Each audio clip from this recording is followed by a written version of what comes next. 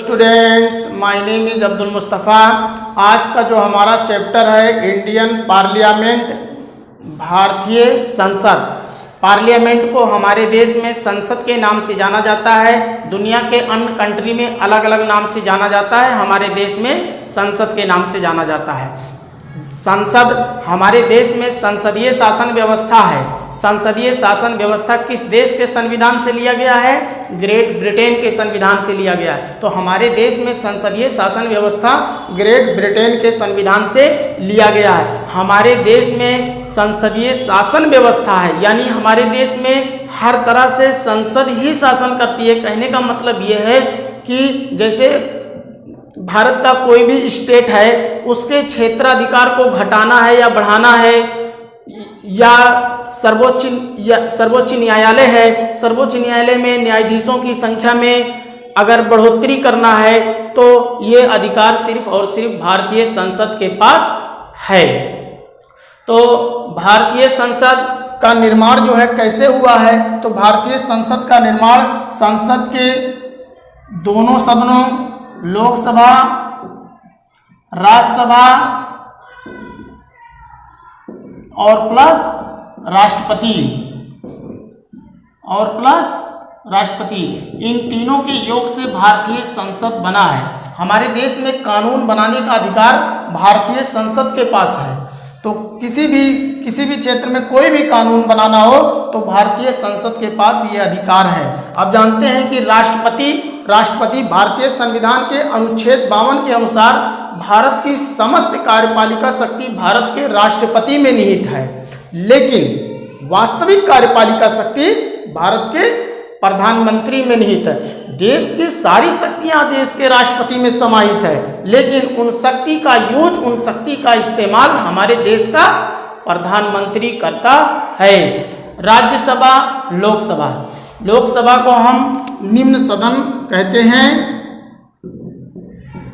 राज्यसभा को हम उच्च सदन कहते हैं।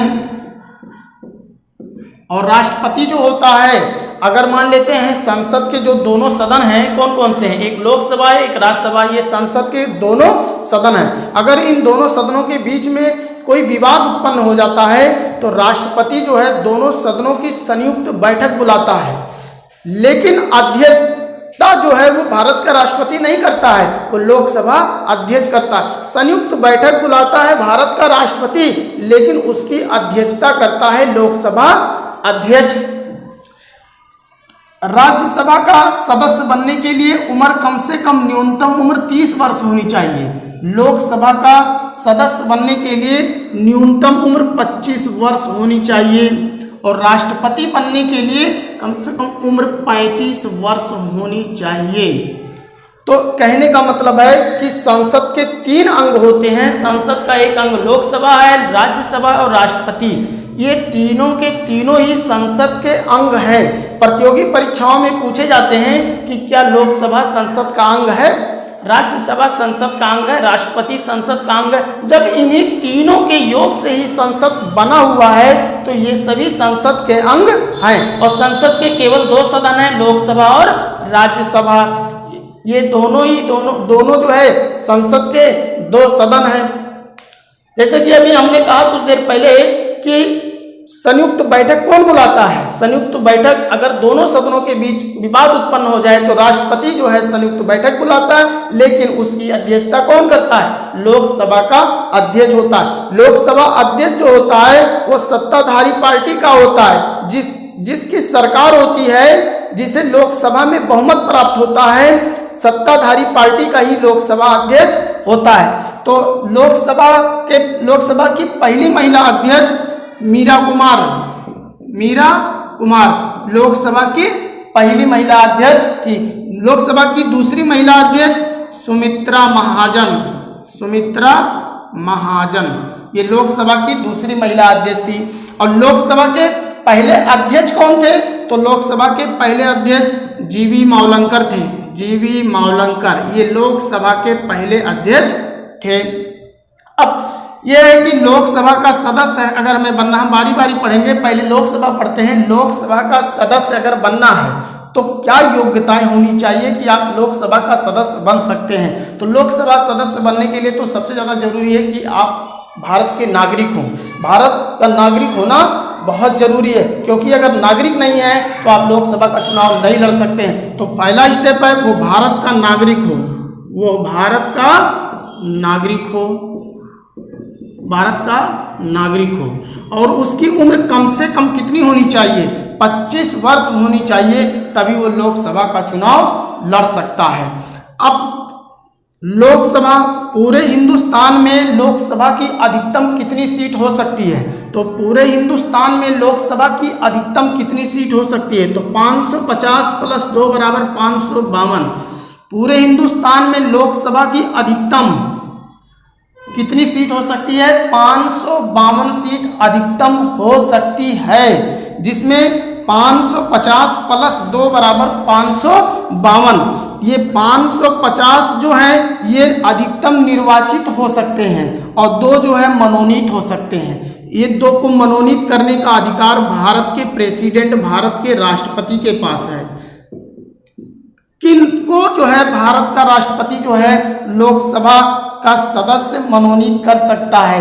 एंग्लो इंडियन समुदाय के जो व्यक्ति होते हैं उनको जो है राष्ट्रपति के पास ये पावर है, ये शक्ति है कि 2 व्यक्तियों को लोकसभा का सदस्य मनोनीत कर सकता है। ये एंग्लो इंडियन क्या होता है? एंग्लो इंडियन का मतलब है कि जिनके माँ बाप में से या उन्हीं के खानदान में से कोई एक अंग्रेज हो और कोई हिंदुस्तानी हो। कहने का मतलब यह है कि आधा हिंदुस्तानी आधा अंग्रेज, क्योंकि अंग्रेजों का हिंदुस्तान में हुकूमत था, जो है अंग्रेज जो है यहाँ पे रह रहे थे हिंदुस्तान में, तो बहुत से हो सकता है अंग्रेज जो है हिंदुस्तान छोड़ के ना गए हों, यहीं बस गए हों। तो कहने का मतलब है कि जिनका जो है अंग्रेजों से रिश्ता हो, संबंध हो, तो ऐसे व्यक्ति को एंग्लो इंडियन समुदाय कहा जाता है, जिनको भारत के राष्ट्रपति को ये पावर है कि वो लोकसभा में 2 व्यक्तियों को मनोनीत कर सकता है।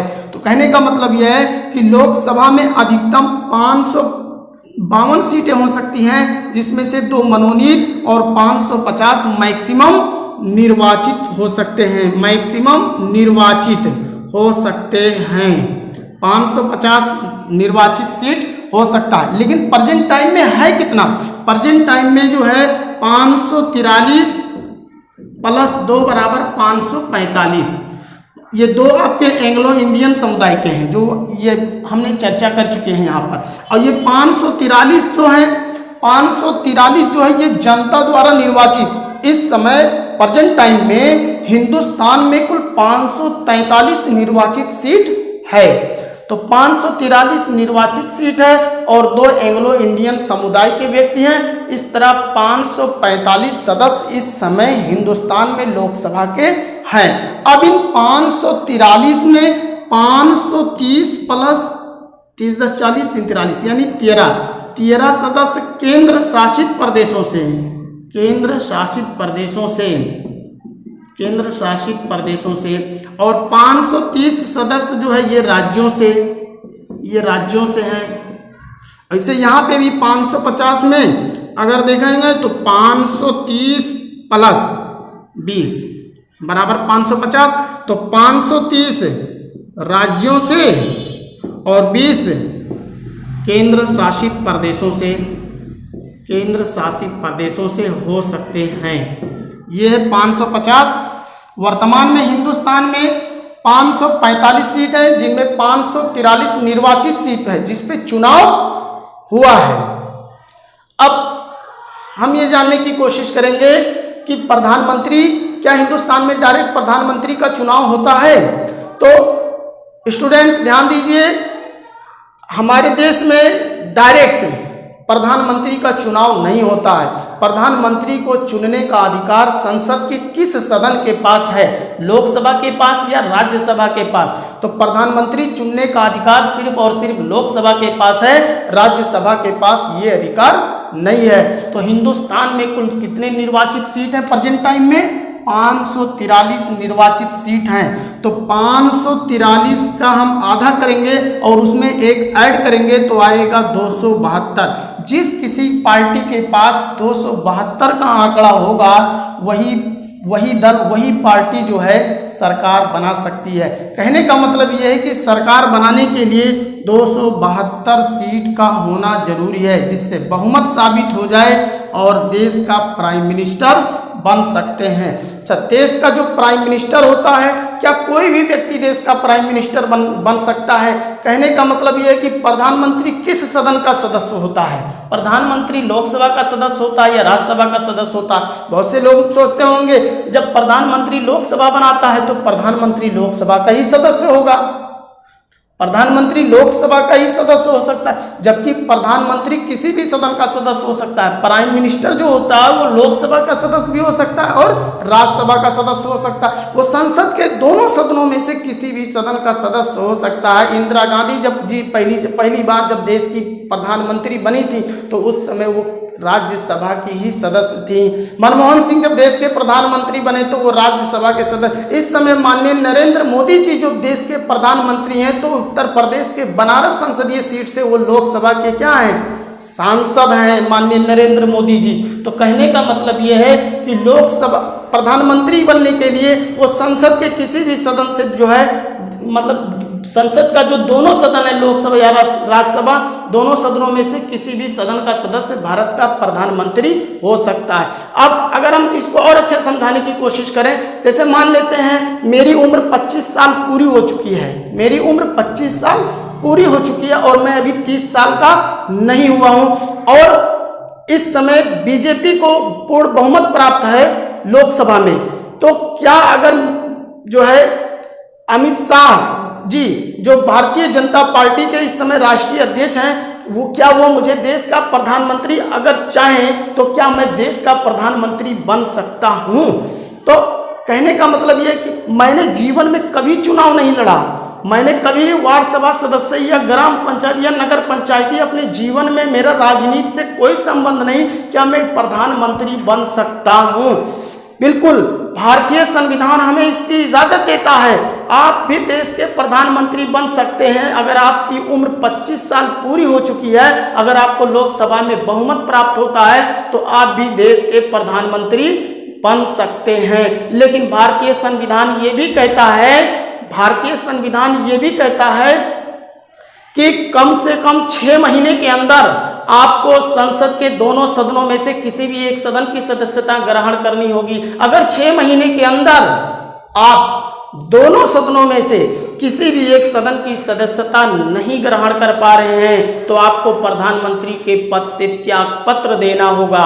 और जब प्रधानमंत्री त्याग पत्र दे देंगे तो उनके अंदर जितने भी मंत्री परिषद का गठन हुआ है, मंत्री परिषद का निर्माण हुआ है, वो अपने आप गिर जाएगी। कहने का मतलब ये है कि प्रधानमंत्री हो, मंत्री परिषद हो, क्योंकि प्रधानमंत्री मंत्री परिषद के अंतर्गत शामिल होता है कि प्रधानमंत्री जो होता है वो लोकसभा किसके प्रति उत्तरदायी होता है? लोकसभा के प्रति उत्तरदायी हुआ, क्योंकि हमें लोकसभा में जो बहुमत प्राप्त हुआ है तभी मैं देश का प्रधानमंत्री बनाऊं। जिस दिन लोकसभा में मैं बहुमत खो दूंगा, यानी अगर जैसे मान लेते हैं विपक्ष को यह लगता है कि अब जो व्यक्ति देश का प्रेजेंट टाइम में प्राइम मिनिस्टर है अब वो अपना बहुमत खो चुका है, तो कोई एक व्यक्ति जो है मतलब जो है अविश्वास प्रस्ताव लेकर आता है और 50 सदस्य उस पर हस्ताक्षर करते हैं और लोकसभा अध्यक्ष से कहते हैं कि अब जो है माननीय प्रधानमंत्री जी के पास बहुमत नहीं रह गया है, हम अविश्वास प्रस्ताव लेकर आए हैं। अब माननीय नरेंद्र मोदी जी या देश के जो भी प्रधानमंत्री इस समय हैं वो जो है लोकसभा में बहुमत साबित